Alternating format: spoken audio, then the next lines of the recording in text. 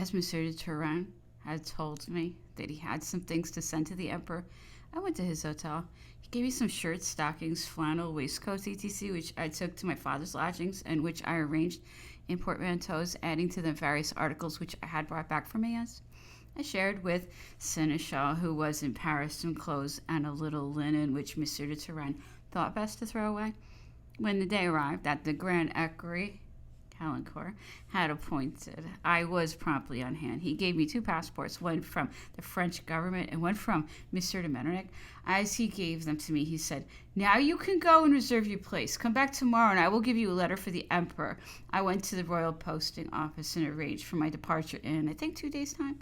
As had been agreed, I went to see the Duke. As soon as he was awake, he had me come up to his room. "Here," he said, "this is the letter you will lay at the Emperor's feet. Homage of my profound respect. I hope that he will receive you well." After a few minutes' conversation, during which I told him that the next day I should be on the road to Elba, he gave me a hearty clasp of the hand, wishing me a good journey. My thanks were great. I expressed to him the gratitude with which my heart was full, not only for all that he had just done for me, but for what he had previously done in my favor. As soon as I was sure of being able to go to the island of Elba, I had bought the pamphlets which had appeared since the installation of the Bourbon government, as well as a collection of newspapers. I had no doubt that the Emperor, being far from France, would be very glad to read all these novelties, among which were a good number that were favorable to him. Not wishing to arrive at His Majesty's like a pauper, I had put 3,000 or 4,000 francs in my belt, and my portmanteau was full of linen and all sorts of articles. Being well equipped and having everything which I could need for a long time, I went to the diligence, accompanied by my mother and sister. The parting was painful. We all shed tears, for my absence might be a long one. After we had embraced, I got into the wagon and started for Lyon on the road to Burgundy.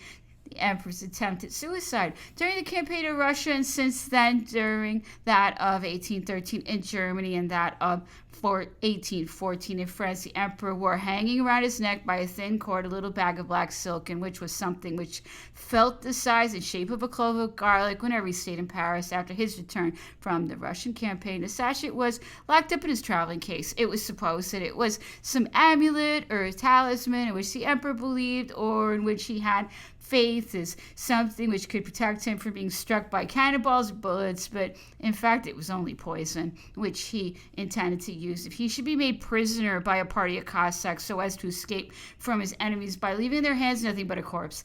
At Fontainebleau, when he saw himself abandoned, not by his brave soldiers, but by the greater part of his general officers and by many others, the Emperor tried to put an end to his existence. Those to whom he had distributed riches, honors, dignities in the time of his power, on whose fidelity he had a right to count, these had disappeared little by little and had gone to Paris to salute the new power which had arrived at the tail of the baggage wagons of the enemies of France. 2 of his servants, Constant and Roustam, to whom he had given all his confidence and whose fortune he had made, thought that they too would perform a praiseworthy act in imitating the great people who had deserted his cause.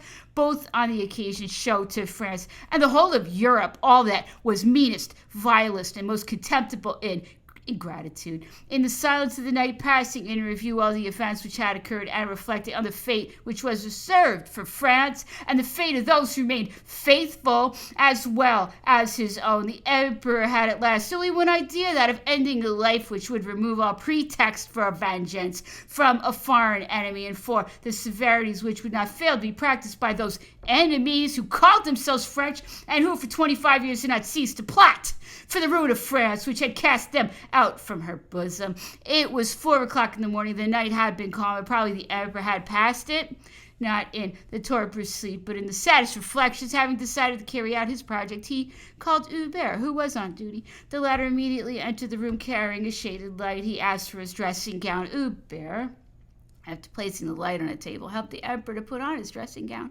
with his trousers on his feet and his slippers. Having done this, the valet uncovered the fire and fed it. The emperor, intending to write to the empress, told him to go and get some paper. Hubert hurried down to the study and brought back paper, pens, and ink, which he placed on a little table. He moved this up to the sofa, which was before the fireplace and on which the emperor was sitting, and withdrew to the antechamber, but leaving the door ajar in order that he might hear the better if the emperor should happen to call him, and also in such a manner as to be able to see the emperor without being seen.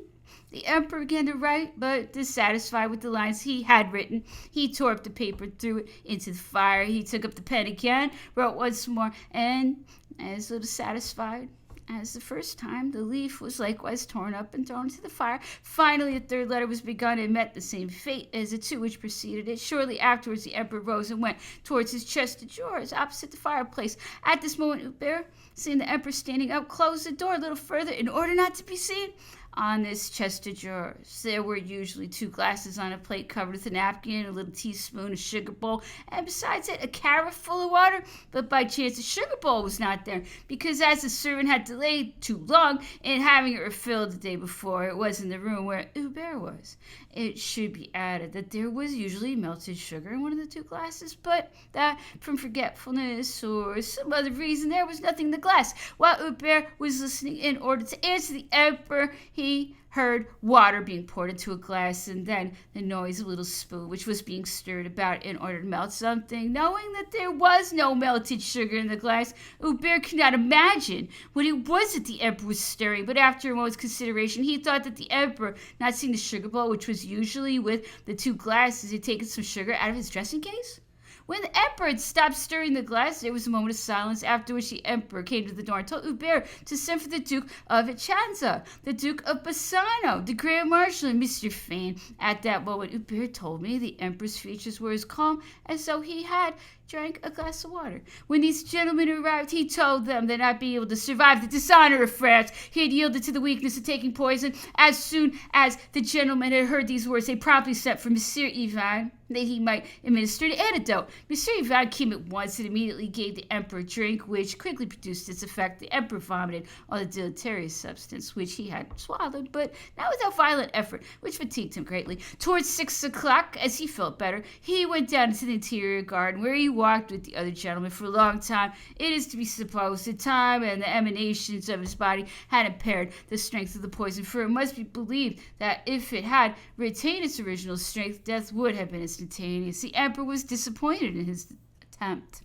Chapter 5, Elba.